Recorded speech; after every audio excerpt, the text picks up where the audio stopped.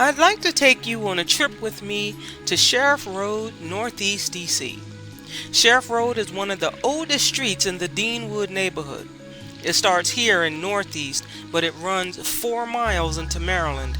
But I want to concentrate on the 1 mile stretch that's in DC.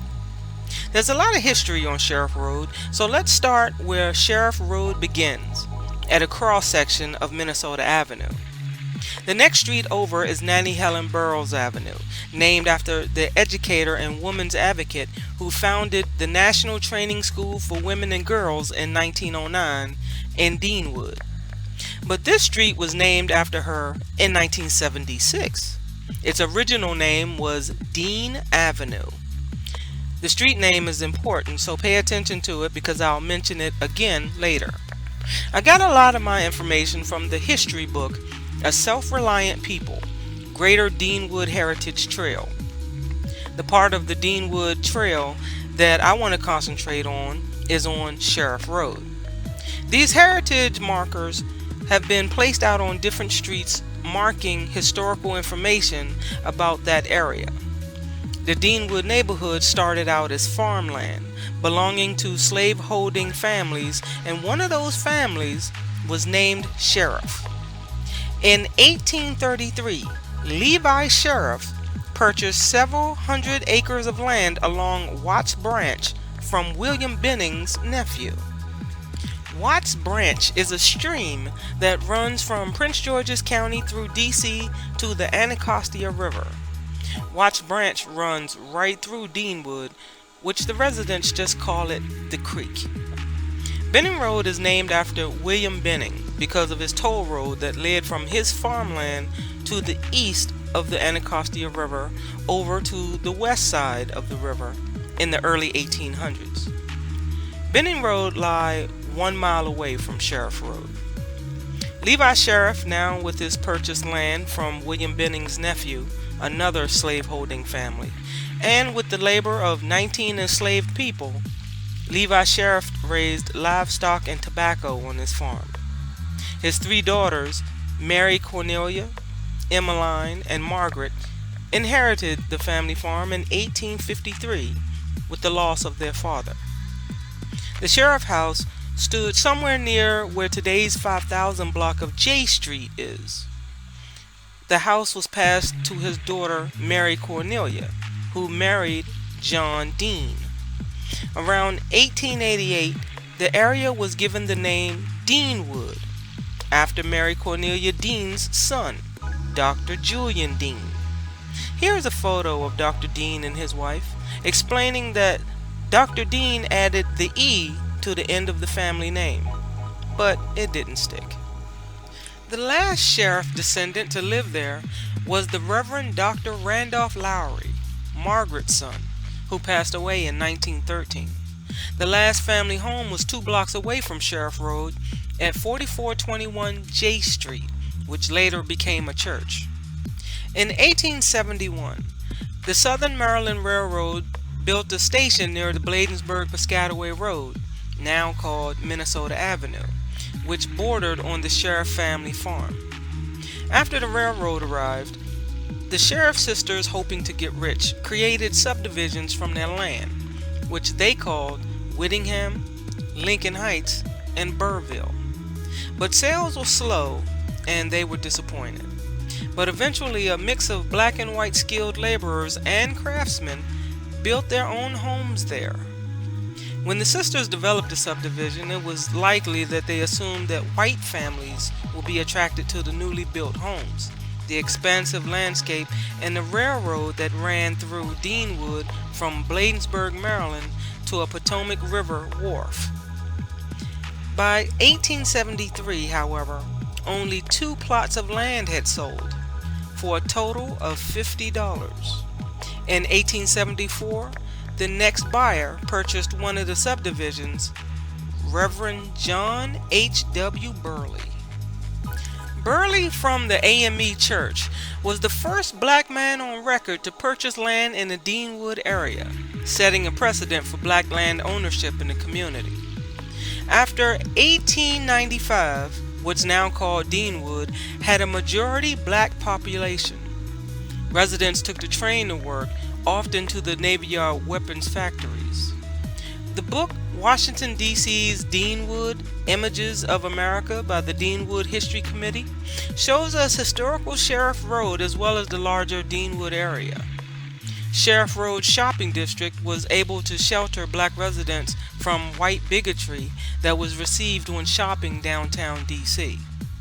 Deanwood shoppers of the 1950s patronized mostly black businesses including Moose Gordon's Tailor Shop, Tip Top Grocery, Deanwood Pool Hall, Fat's Barbershop, 4501 Soda Bar and Grill, a pharmacy, a printer, and a bakery. So walk with me down Sheriff Road through history, starting here where it meets Minnesota Avenue. This is a fairly new firehouse. It was just an empty lot a few years ago in 2019. Across the street is Republic National Distributing Company. In this 1948 photo, the start of Sheriff Road is F.L. Watkins Lumberyard. From this point of view is the far image on the right. Next door is Divine Love Baptist Church. According to its website, on November 8, 1970, a devoted group of 11 met at the home of Reverend Leroy Clay Sr. with a vision to start a church where everybody is somebody. In 1975, Divine Love Baptist Church held its first service at 4303 Sheriff Road. In September 2003, Reverend Leroy Clay III answered the call to ministry and preached his trial sermon. Soon thereafter, Reverend Clay began delivering the preached word of God to the members every Sunday. Now looking across the street, these small homes were originally built in the 1940s. Some were renovated and others permanently knocked down. Here's a home built in 1918 currently being renovated. So let's go back across the street to next door to Divine Love Church is Fruit of the Spirit Baptist Church at 4311 Sheriff Road. I only assume this small church is still open. Next door to the church is 4315 Sheriff Road, and this used to be Battle's Religious Bookstore. It was established in 1961 by Lucius Battle. It's been empty for a few years and now is listed as a rental. Across the street at 4338 Sheriff Road, built in 1953, seems to be an empty commercial building. Share the Load Laundromat occupied this space for years before Little Bubbles Laundromat and Discount Exhaust and Tire Center operated from this building. But it seems they are closed for business now in 2022. Back across the street on the corner is Street Cuts Barbershop. Now, where we're standing, the barbershop is the building closest to us in this 1948 photo. Now let's cross the street to 4401 Sheriff Road. The last business operating from here was Good Success Christian Church. But in 1948, it was the Certified Food Market. Al and Ida Mendelson were among the Jewish business owners who ran businesses in Deanwood. In the 1940s, Al and Ida lived above their food market where cash-strapped customers could just simply sign the book and settle their debts later.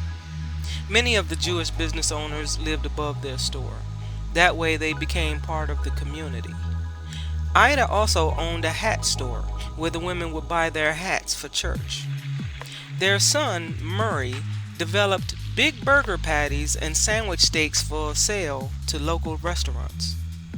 The burgers sold so well that the Mendelsons sold the grocery store in 1948 to focus on Murray's Steaks, offering wholesale frozen meat products.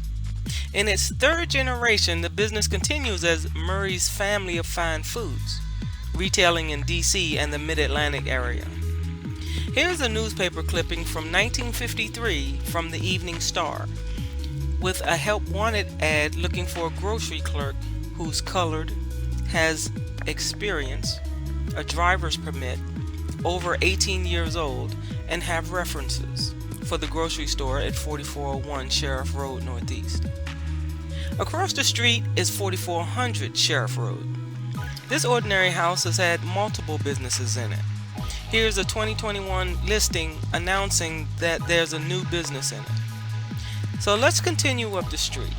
While still in the 4400 block of Sheriff Road, we'll stop in front of 4408 Sheriff Road, the Community Outreach Center for First Baptist Church. First Baptist started with humble beginnings. In January 1901, a small group of believers gathered at blacksmith Jesse Brumbury's house at 4410 Sheriff Road to organize the Deanwood Mission, a Sunday school. Within a year, the congregation grew so large that the members formed the First Baptist Church of Deanwood. They constructed the building in 1908 at 1044 Whittingham Place, now renamed 45th Street. Directly across the street is another church. This large building is 4417 and 4419 Sheriff Road. These buildings are back to back instead of side to side. For years, this building is operated as a Seventh-day Adventist church. Before it was Friends of Hope Seventh-day Adventist, it was the Deanwood Seventh-day Adventist Fellowship. Next door to that is another church, 4421 Sheriff Road, New Beginning Christian Fellowship. This non-denominational church started in 1995. Now let's go directly across the street back to the First Baptist Church. This is the corner of 45th Street and Sheriff Road. If you look further back on 45th Street, there's a school back there. That school was Deanwood Elementary. In 1909, a school was needed in Deanwood, so city officials built Deanwood Elementary School on 45th Street and was built originally as a 4-room schoolhouse. Distinguished educator Francis L. Cardozo Jr. served as principal and oversaw the addition of 4 rooms, 2 annexes, a gym, and kindergarten classes. Francis Cardozo's father was a politician and an educator who had a high school named after him in Northwest D.C. that still stands today. Deanwood Elementary was renamed George Washington Carver School in honor of the famed educator and inventor after his death in January 1943. Several years after a fire in 1961, the oldest section of the Carver School building was torn down and replaced. Carver School closed its doors in 1990 and reopened 11 years later as the Idea Public Charter School. Now let's walk across the street from 45th Street to 45th Place.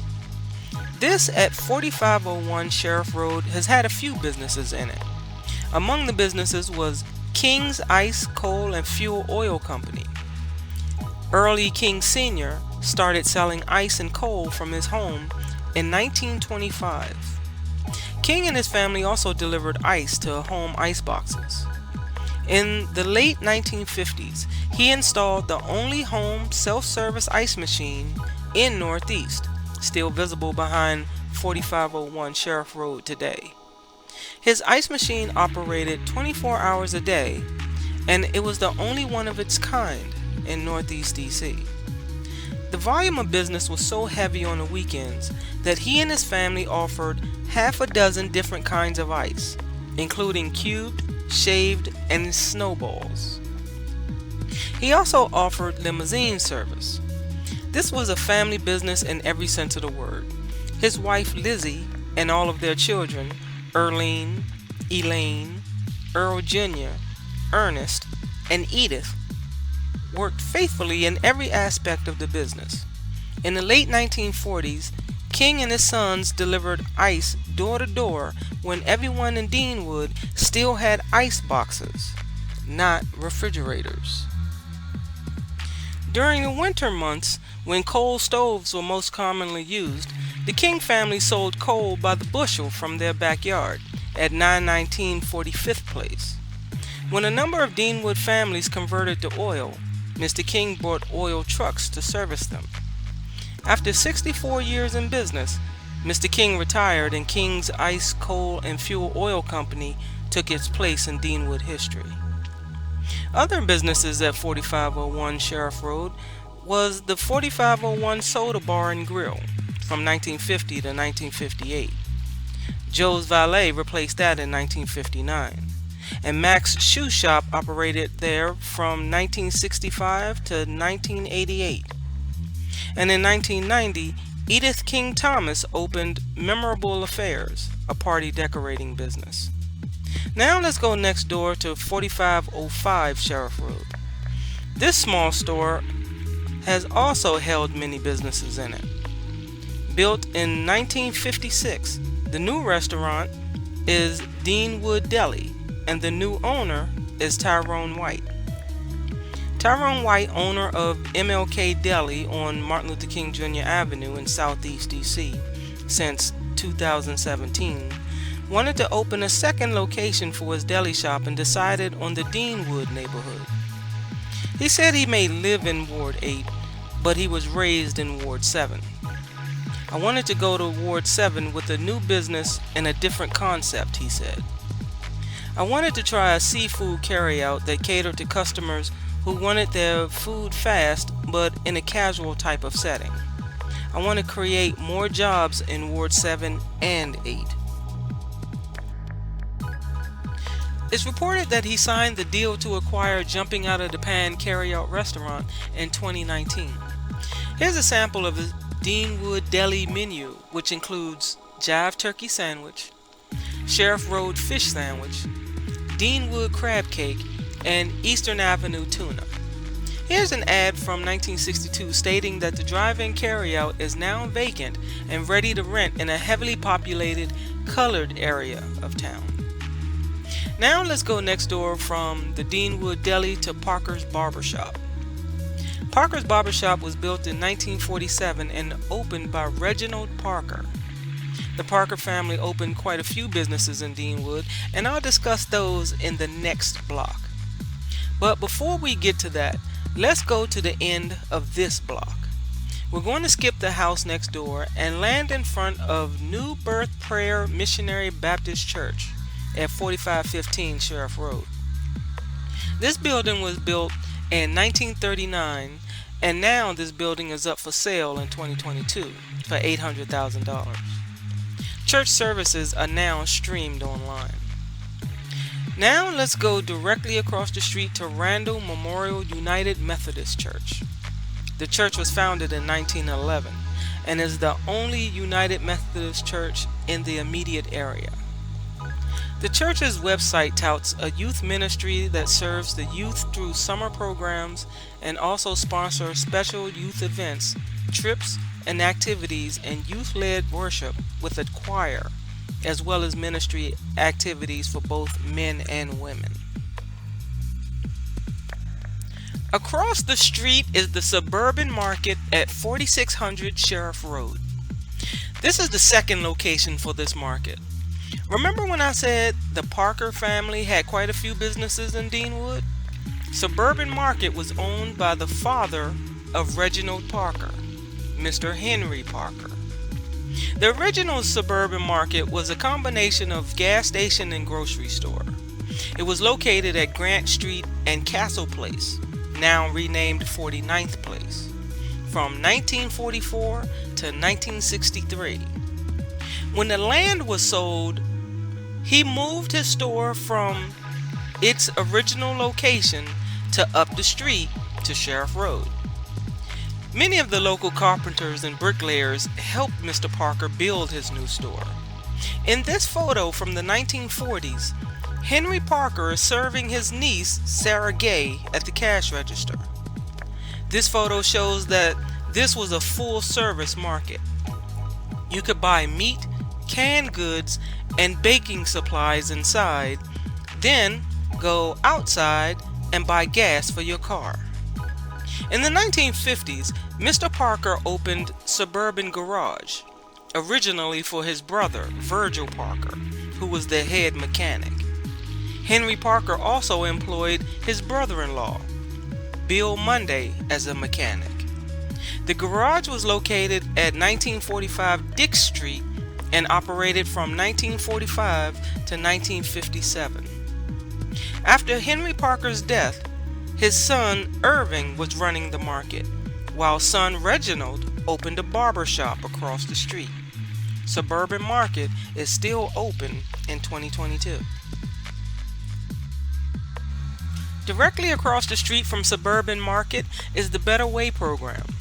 This is a substance abuse outpatient rehab program. Assistance is given to men, women, young adults, veterans, gay and lesbian, and people with HIV. For more questions about their programs, call 202-396-4290. Now let's skip over the house next door and go to the end of the block to Pilgrim Rest Baptist Church. According to the church's website, the first service was held in 1973 in Sea Pleasant, Maryland. But its first regular service was held 4 days later at a second location in D.C. From 1974 to 1975, services were held at a third location in D.C.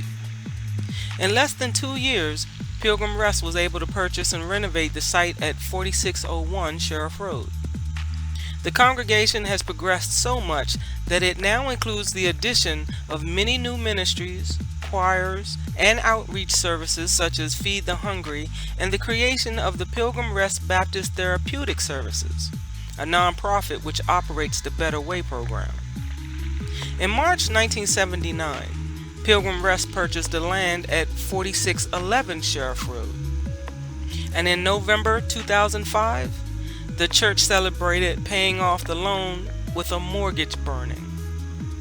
Pilgrim Rest has been able to purchase all but 2 pieces of property in the 4600 block of Sheriff Road. 4601 houses the Better Way program, 4607 houses the administrative offices, and 4606 houses the youth ministry across the street. Now moving across the street to the 4700 block of Sheriff Road, this apartment building, built in 1953, has been sold in 2015 and renovated. The 4 units have been reduced to 2 large units with a total of 6 bedrooms and 4 bathrooms. Notice how some of the windows have been bricked in.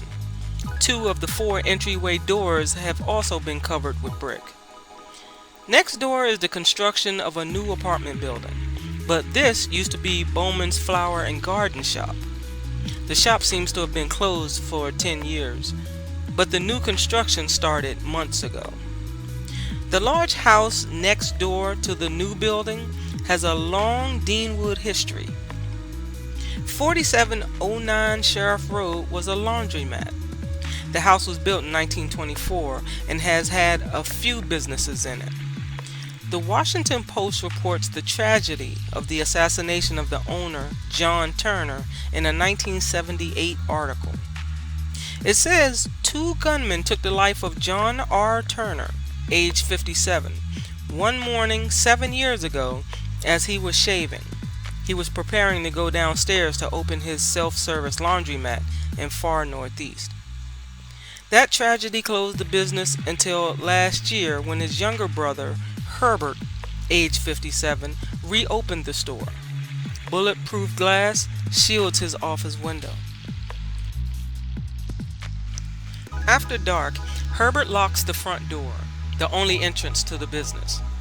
He refused to talk about other security measures, calling that a delicate subject. Thinking about his brother, Herbert said he had been in the community so long. People knew him and liked him. He sold money orders and cash checks. I don't do that. I think that's one of the reasons they thought he was easy prey. The liquor store on the corner does that now, he said. Turner single-handedly runs the small laundromat 12 hours a day, 7 days a week, in a black working-class neighborhood that resembles a small, close-knit southern town. He does it, he said, because he believes his neighbors need a cheap laundromat. I was anxious to get it back because of my brother. I knew what his intentions were, to serve the needs of the people. He wasn't trying to get rich, but to serve the community. Turner retired from the government last year after 36 years. Turner's family had lived in this section of Northeast called Deanwood since his father settled there in 1904. Turner and his 4 brothers and 1 sister grew up there. John Turner's violent passing continued to haunt his family. His blind wife, who was terrorized by the gunmen, groped her way through the house searching for her husband after the gunmen left. Her bare feet slipped in his blood. Herbert Turner recalled, "She never readjusted after that. She passed 4 months after her husband.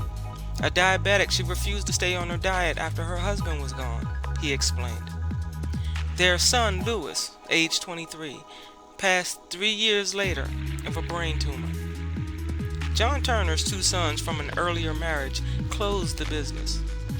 It appears that Deanwood, once flourishing business district along Sheriff Road, was slowly dying and had yet lost another one. But last August, normal business resumed at the laundromat. 16-year-old Kim Bennett, whose mother and grandmother also used the laundromat, has said, "Sometimes he does the clothes for you. If you have to leave, he folds them." Turner installed 13 new washers and 2 new dry cleaning machines before reopening. He cuts overhead by repairing the machines himself, as he did for his brother. But it's also a business that keeps him cooped up from dawn to dusk every day but Sunday, the day when he's open from 7 a.m. to 3 p.m. Turner finds it difficult to hire help because you feel when you run a business, it's your baby. If somebody is running it and you're away, you wonder if they're protecting the equipment and treating the people right and taking your money. I have a friend who runs a gas station who's suffering the same way. You're really babysitting the noises. The 2 gunmen were sentenced in January 1973 to life in prison and concurrent 5 to 15-year terms for first-degree burglary and armed robbery in the Turner case. Both will be eligible for parole in the early 1990s. The Deanwood History Committee states that this man, who owned and operated the first laundromat in Deanwood at 4709 Sheriff Road, was Reginald Turner. He was one of the first in the city to have drop-off service. Many Deanwood residents would drop off their laundry before work and pick up clean, folded clothing the same evening. I'll assume that John R. Turner is the same man as Reginald Turner. But here's something else I found. Here's an ad for an apartment rental in the Evening Star newspaper from 1956. Remember the apartment building a few doors down at 4703? If you want this deluxe 1-bedroom apartment, you need to see Mr. Turner at 4709 Sheriff Road. I told you the Turner family was making money with a few businesses. Here's another article from the Evening Star in 1948 reporting that 2 13-year-olds were injured from falling. The girl fell from a window after falling asleep in the windowsill, and the boy fell from a porch. The girl lived in Northwest DC, and the boy, John Turner Jr., lived at 4709 Sheriff Road. The Turner family name stayed in the news. The property was sold as is, including the hair salon and all of the contents in it, in 2014. And today, I don't know what business is in it now. If anybody knows the Turner family, can you ask them to give us more details on what happened to the house? Is it still owned by the Turner family? What other businesses do the Turner family still have, and are any of them still in Deanwood or even in DC? Well, now let's check across the street real quick and notice that there's a new apartment building there in a space that's been empty for decades. It's another sign of DC gentrification in 2022. Now let's go to the end of the block to another name-worthy Deanwood building. The Dave Brown liquor store closed somewhere between 2016 and 2017 after more than 50 years in business. Dave Brown purchased the store in 1964 at 4721 Sheriff Road. He put a sign that read "Last Stop" on the front of the building to alert passers-by that that store was the last stop for wine and spirits before they crossed into Maryland from D.C. Dave Brown's sons, Kevin and David, worked in the store to help their father run the business. Kevin eventually took over as owner after their father's passing. I don't know when the delicatessen side of the store was added, but after a few health violations concerning the food prep area in 2014, the store didn't seem to recover.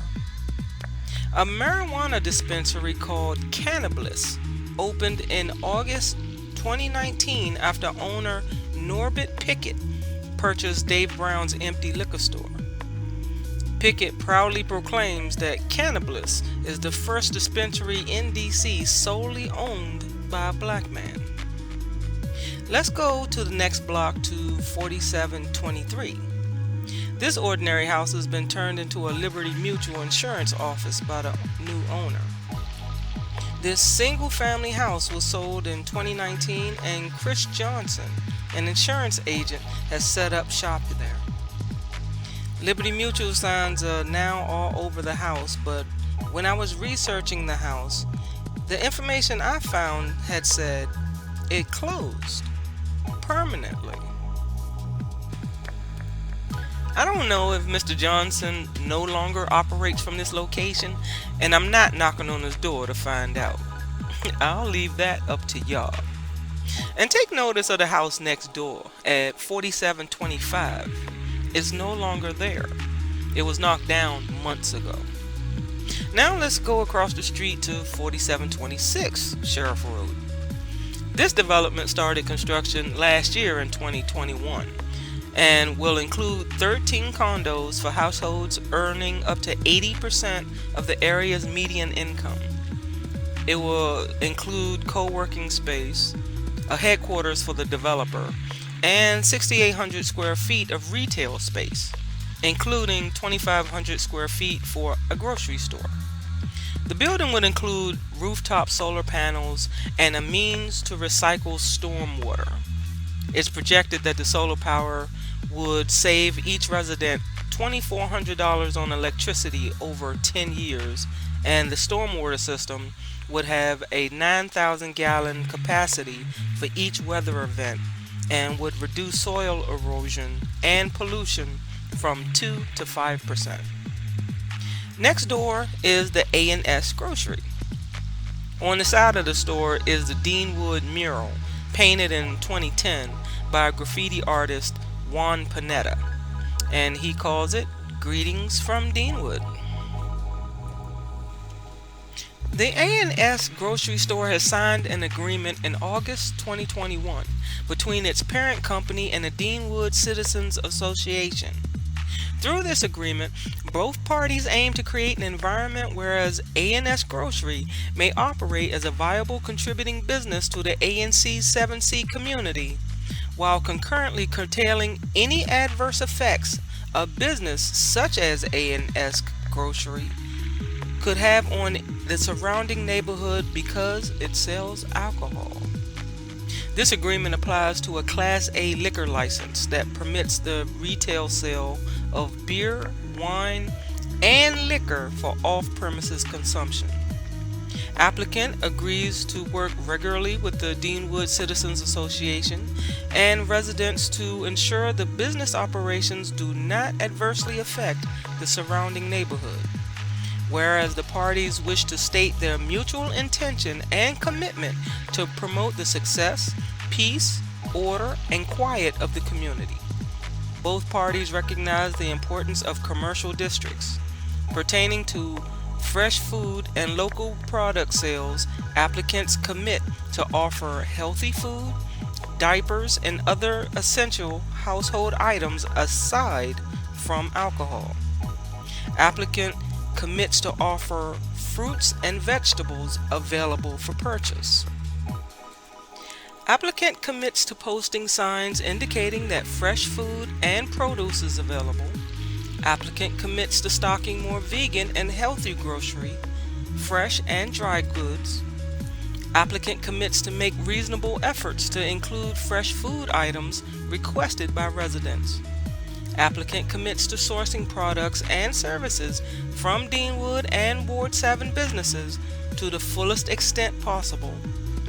Establishment's sale of alcoholic beverages constitutes no more than 15% of the total volume of gross receipts on an annual basis. For participation in the community, applicant will make efforts to participate in the Deanwood Citizens Association meetings. Total signage of alcohol and tobacco products in the front window shall be limited to 25% of the total window space available, and increased signage for fresh food and local product offerings. And applicant agrees to not sell, give, offer, expose for sale, or deliver Go Cups or servings of plain ice in a cup.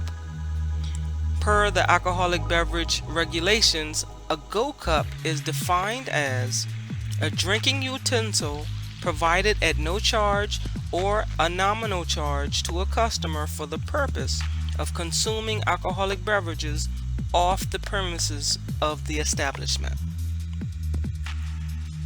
There's much more in the contract, but I was highlighting very important things that will prevent a nice neighborhood from becoming a ghetto. And this store has agreed to not downgrade the very neighborhood that they're selling alcoholic beverages in. Now, this grocery store includes a liquor store.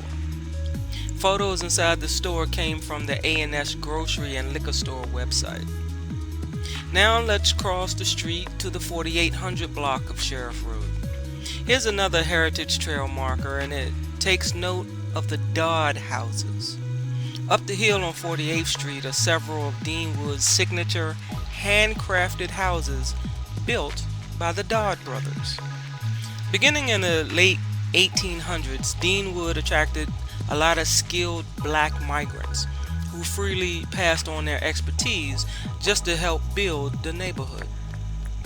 In 1920s, Jacob and Randolph Dodd built about 50 houses in Deanwood, including the addresses 906, 910, 920, 925, 926, 928, and 929 on 48th Street, 1 and 2 blocks away from Sheriff Road. The house that's highlighted as a Dodd house is 1116 and a half 48th Street. It's also noted that to save money that the Dodd brothers installed windows only in the front and the back of the houses. The new owner of the house would have to sometimes cut in side windows much later. Jacob Dodd, who died in 1930, left his job at the government printing office in 1920 to join his brother Randolph, who died in 1945, in the house building business. They collaborated on at least 50 projects in Deanwood, but they also worked individually, completing more than 250 projects between them. Lewis Wentworth Giles Sr. designed hundreds of houses and apartments and churches in Deanwood and across the city. Along 49th Street, Giles designed addresses 1017, 1021, 1023, 1025, 1027, 1031, 1035, and 1045. As was often the case, Randolph Dodd constructed the houses that Mr. Giles designed. So now we'll pass some lovely houses in the 4800 block and go to the next street over to where 48th Place intersects Sheriff Road. We have another church, and it's been here in operation since 1949 at 4816 Sheriff Road. And this is St. Rose Pentecostal Church. As we continue down Sheriff Road, we will pass along more houses and apartment buildings. The next street over, we will land on the corner of 49th Street and Sheriff Road. This fairly new apartment building at 4905 Sheriff Road started as an empty lot. The lot was formerly the site of a detached house that burned down. The lot was cleared of that house, and the city has given the seller a letter with the right to rebuild. The lot sold for $40,000 April 16, 2013. The new listing for this all-brick 3-story building with 18 units on a corner lot with a ramp as well as stairs in front of the building has all 1-bedrooms with 1-bathroom units. Some units are larger than others. I was looking up rental prices and condo sales for this building, and I found this. This property is not currently for sale or for rent on the Trula website.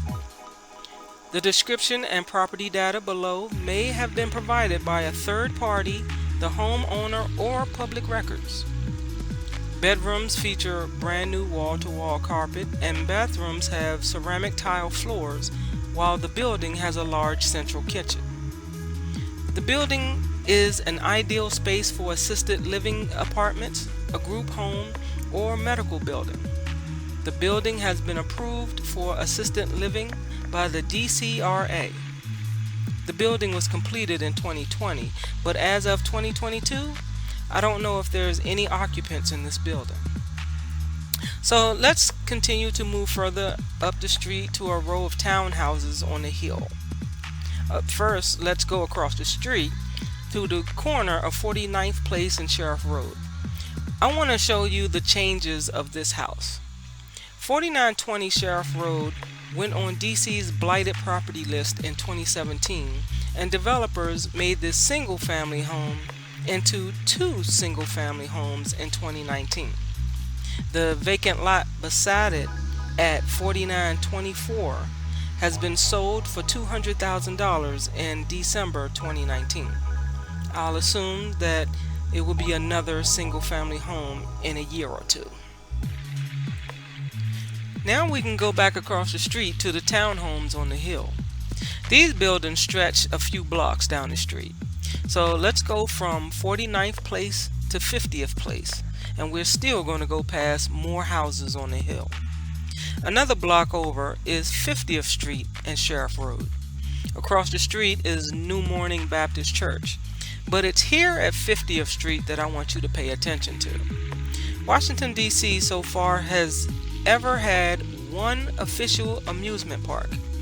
It was black owned and run, and it used to be right here.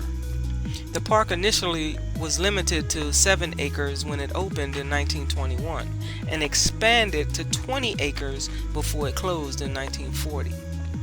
In 1890, Deanwood's development got a boost from the opening of Benning's Racetrack in the adjacent neighborhood. The racetrack closed in the 1930s, and in 1942, Howard University architecture professor Albert I. Castle purchased the old racing grounds to build Mayfair Mansions, the garden apartment complex he designed in a colonial style. The shape of the old racetrack still shapes the neighborhood today. In 1921, the train, private car, streetcars, and on foot brought Washingtonians and Marylanders from all over just to come to Suburban Gardens Amusement Park. Just as World War II brought thousands of new residents to work in the federal government, the amusement park closed. An elementary school and housing was built to replace the rides and the dance pavilion. Just a few years earlier, Garden Apartments replaced the racetrack. If you were standing here in the 1920s and 1930s, you would have seen large crowds of fashionably dressed black people enjoying Suburban Gardens Amusement Park.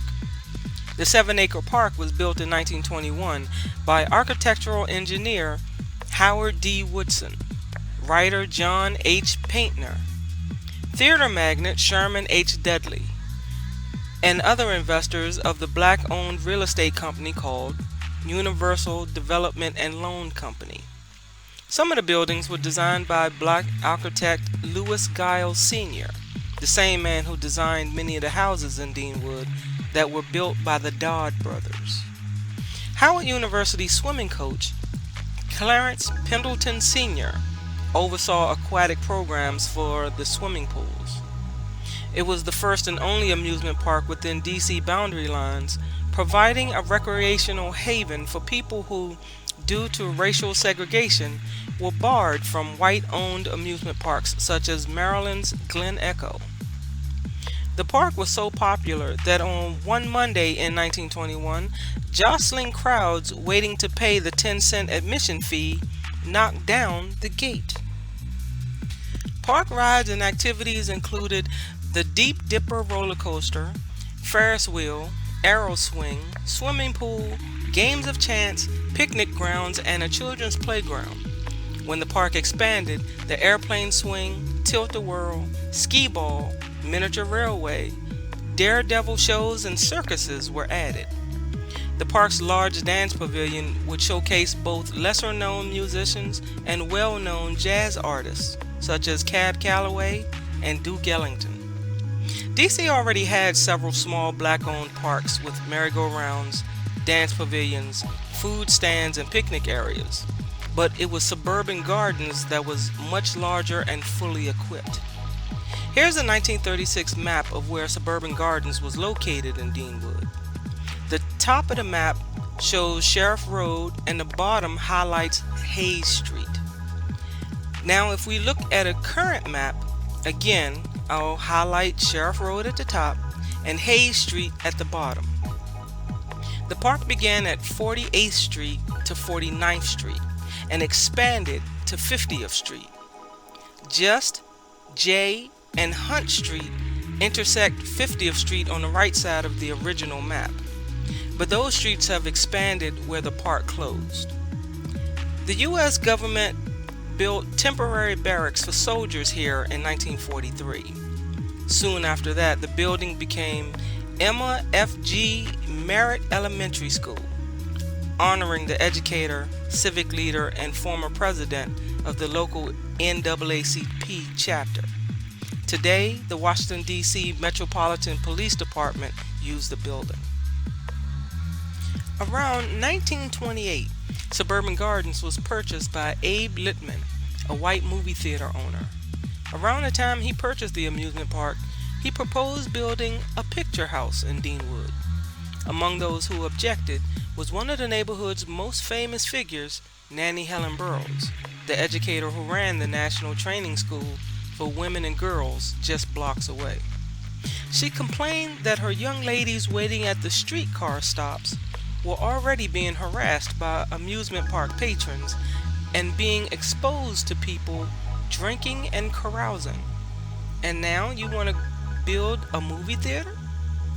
Burroughs' complaints fell on deaf ears, and a Strand Theater was built on, ironically, the same street that's been renamed for the educator as today's Nannie Helen Burroughs Avenue. When Suburban Gardens closed, the homes were built, and it went from Suburban Garden Park to Suburban Garden Apartments. One of DC's politicians lived in Suburban Gardens Apartments with her family. Here's a photo of DC's ex-mayor Sharon Pratt Dixon in 1944 with her mother and friends in the front yard of Suburban Garden Apartments on J Street. She's the baby sitting in the stroller. She and her family lived in Suburban Gardens just as H.D. Woodson's son, John, and his family lived there. John took a photo from his house in 1948 of a birthday party that his son John was attending with neighborhood children. Deanwood businesses flourished in the 1940s and 1950s, according to its long-term residents, which meant that residents rarely had to leave the neighborhood for their shopping. Even though there were many brick-and-mortar stores, the amount of independent entrepreneurs that sold door-to-door was also impressive. Door-to-door salesmen would bring clothing, umbrellas, ice, medical supplies, candy, or even knife sharpening. The churches played a very important role in Deanwood's social life as well. From organizing cookouts, baseball games, outdoor plays, and other events, residents didn't need to be affiliated with a particular church to be involved in any of the church-sponsored activities. The most popular day trip were to Cars or Sparrows. two different beaches that allowed black people entrance in Anne Arundel County, Maryland, and that would practically shut down the neighborhood for the day. Glen Echo Park finally ended its segregation policies in 1961, before it closed for good in 1968. By 1895, the community was majority black, and many of the men were skilled draftsmen and carpenters, men who designed and built their own small wood frame houses, aside from assisting their neighbors with their home. The lot sizes would allow for plenty of space for chickens, fruit trees, a garden, or even a retired horse from Benning's racetrack. At the time when banks were reluctant to lend to black people, the Deanwood builders would keep costs low with simple designs, a limited amount of windows, and they bartered for each other's labor. Deanwood was originally populated by the Nacotchtank Indians, who established trading lines all along the Anacostia River. After the arrival of European settlers and discovering the Nacotchtank in the 1600s, a century of war, disease, displacement, and mispronunciation of their names, variations of spelling and pronunciation eventually turned the name of the area that they lived in and the name of the river into Anacostia. The Anacostans name is a Latin version of their original name. After being forced off their land, Deanwood came to be occupied by white farming families with slaves from the early 1700s through the late 1800s. Now that we've come close to the end of Sheriff Road on the DC side, I'd like you to pay attention to a particular building. This new building, built early 2022, is 1100 Eastern Avenue Northeast. It simply replaced a small strip mall that sat on the corner of Sheriff Road and Eastern Avenue. It's one retailer in this little strip mall that caused a little controversy. This Greater Washington article from 2011 tells how Uncle Lee's Seafood and Carryout applied for a Class A liquor license that would permit the carryout to sell beer, wine, and spirits. In January 2011, the Deanwood residents protested to not having another liquor store in the area, especially when there were two other liquor stores across the street on the Maryland side of the DC-Maryland border. If Uncle Lee's received a liquor license, there would be 3 liquor stores at one intersection. Residents would rather see a sit-down restaurant or a grocery store in its place. A third liquor store doesn't help the community but make it worse. Protesters also wanted the DC board to take notice of the Little Jules Child Development Center that is located approximately 20 feet away from Uncle Lee's. They're too close to a child care center and will have a negative influence on the children attending the center. Peter Jung helped his mother Un Sun Kim buy the business from its owner and opened in November 2010. They wanted to serve breakfast and lunch, and the place closed at 6 p.m., but figured they could not survive in that location without selling alcohol and lottery tickets as well.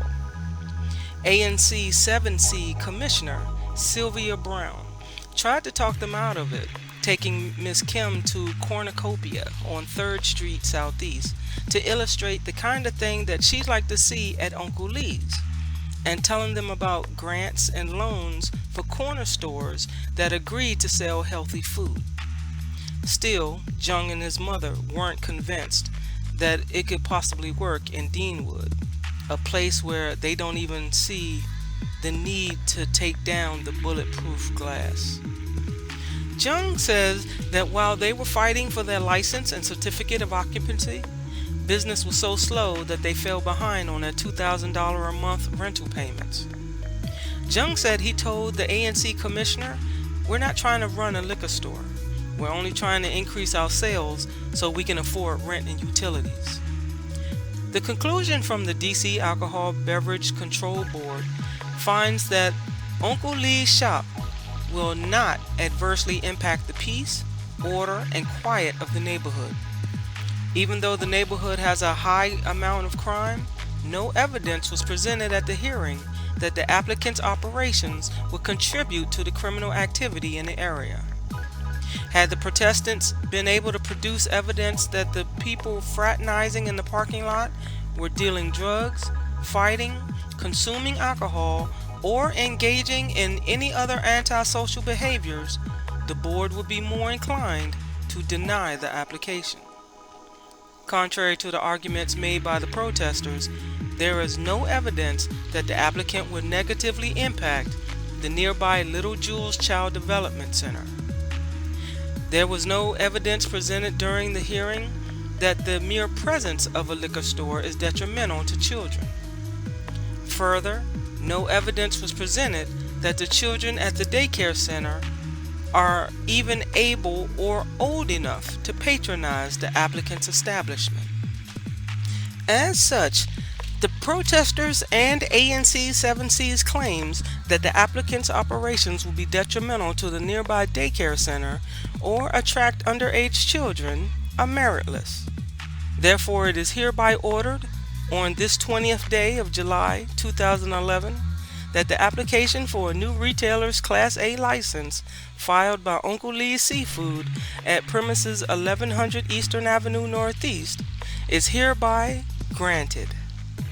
The next shakeup came 7 years later from the landlord of the strip mall in 2018, when WUSA Channel 9 News gave the headline, "DC developer padlocks businesses with one-day notice," shows the shock of the small businesses in that strip mall. The sudden shutdown came just 4 months after company 1100 Eastern LLC received $11.4 million from the District of Columbia to redevelop the properties near 1100 Eastern Avenue Northeast. Ruth Thompson Cole, owner of the Little Jules Daycare on Sheriff Road, said, "You didn't give me an option to say you have so many days to get your kids out and your equipment out. We called the parents to pick up the kids immediately, saying it was out of our control." Ms. Thompson Cole had 19 children enrolled in her daycare.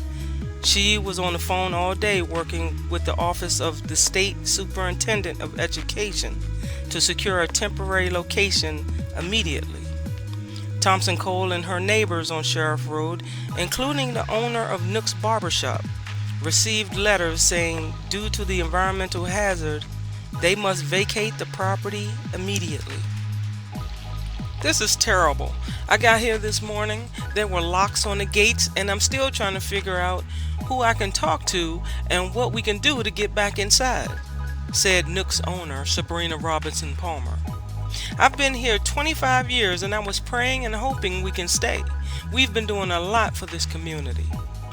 A spokesperson for the developers told Channel 9 that several months back they discovered contaminated soil emitting fumes from the ground.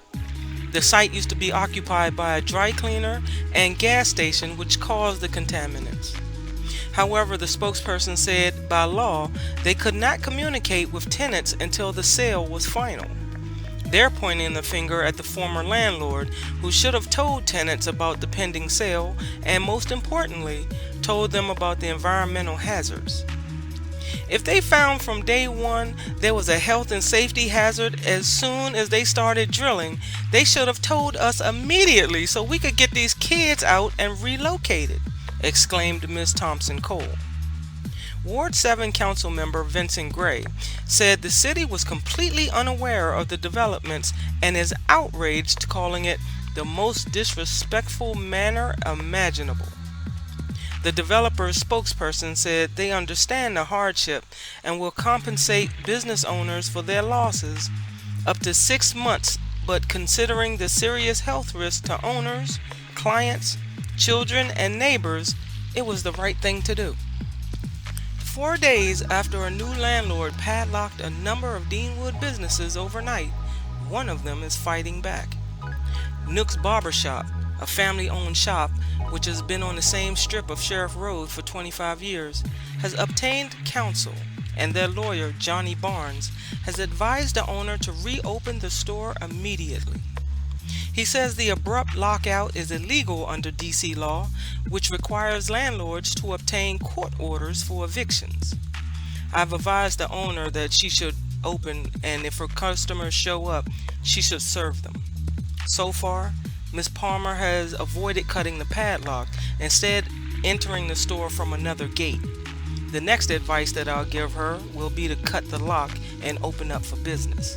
They're bleeding money. Eventually, some padlocks were removed to allow business owners to get inside and retrieve their belongings. But residents have been crying foul, voicing concerns that the company is simply looking for an excuse to kick out the tenants and immediately raise the property for its new development. Attorney Barnes says that he's had issues trying to get information out of the new owners. He claims that lawyers for the company has refused to share the study that found toxic chemicals on the site. The landlord has told news outlets that they'll reimburse the companies for 6 months of losses, but Mr. Barnes says the company's lawyers have refused to put that in writing. Mr. Barnes, the lawyer for the locked out business owners, said, "We were born at night, but not last night. This smells like a ruse. It's them trying to get these people out of here faster so they can develop the corner sooner. It's part of a pattern in DC of these developers believing that they're above the law." Mr. Barnes says that he'll be in court to seek an injunction unless he can get the information out of the company that proves its claims about toxic chemicals, as well as written assurance that the company will reimburse tenants for 6 months. The company says it was barred by the sale agreement from speaking with tenants until after closing the sale, which necessitated the quick shutdown. It will enroll the property in a remediation program through the DC Department of Energy and the Environment. The developer, 1100 Eastern LLC, said they recognize that closing the buildings is upsetting to tenants and their customers. However, we believe we have made the right and ethical decision. This is a problem we did not create. We have chosen not to expose children, tenants, and other customers to these hazardous substances. The company declined to respond directly to Mr. Barnes' accusations that it would not share the results of the study that found the toxic chemicals. Eastern LLC said that it will provide relocation advisory services and up to $25,000 of search and moving expenses per tenant, as required under law, as well as compensation for lost profits for up to 6 months. The company adds that tenants will, of course, no longer pay rent.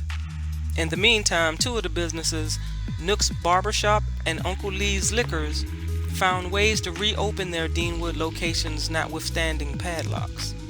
A GoFundMe campaign to keep Nook's Barbershop in business and prepare for a possible emergency move has started, and the daycare has opened an interim site outside of Deanwood on East Capitol Street Northeast under a temporary license.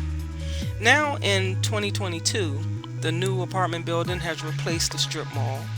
Uncle Lee's shop has moved from its original location to the next lot over on Eastern Avenue, and Nook's Beauty and Barbershop should move into the ground floor of the new building. Before we finish up, I just wanted to share a for sale ad from 1946 of a new supermarket that would have been right here at the end of the strip mall. I thought it was really funny. It says, "This would be one of the best buys of a lifetime. Partners disgusted with each other. Only reason for selling." I don't think that supermarket lasted too long in this spot. Thank you for following me on this long historical journey down Sheriff Road. History isn't something that just stands still. It's all the activities that you do. If you're going to become a hero, do it for yourself first. And if you're going to do it in DC. because we're the place where heroes live. I'm Dickie D, your DC tour guide, and I will see you in the next video.